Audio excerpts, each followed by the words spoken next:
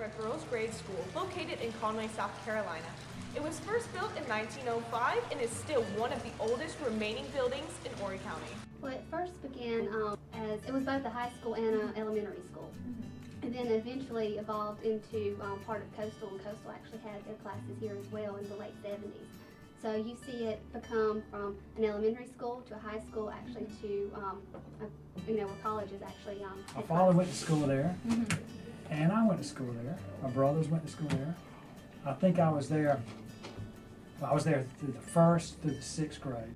And I remember just loving that old building way back then, too. And I think back on it now, and again, I wouldn't trade it for going to any modern school. The building was constructed into 3 phases. The first was the middle part, and then they built the auditorium to the left, and then a cafeteria to the right. And the cafeteria was demolished in the early 2000s to build the Conway Library. It was a white school, and it became desegregated in the 70s, early 70s. I think I probably had the first black teacher probably in the school, in the 6th grade. So, it was like voluntarily. If you want, you could go anywhere you wanted to go.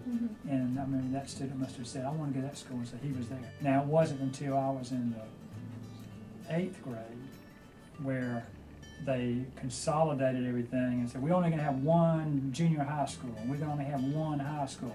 Instead of having Conway High and Whittemore High, they just had Conway High, and everybody was bussed together. I think the preservation of this building has been a great asset to the community because it is one of the oldest buildings in Conway, as far as outside of downtown, and we get to keep this building and use it for the future. I think that they accomplished several things by doing that. First of all, they saved the old building, which was worthy of saving. They were able to get in there and do some restoration to make it even better than it has been as of lately. And they ended up with a great museum for everybody to use. So they get an A in my book. Although the school itself has gone through many additions and changes and renovations, the history in this place is still reserved.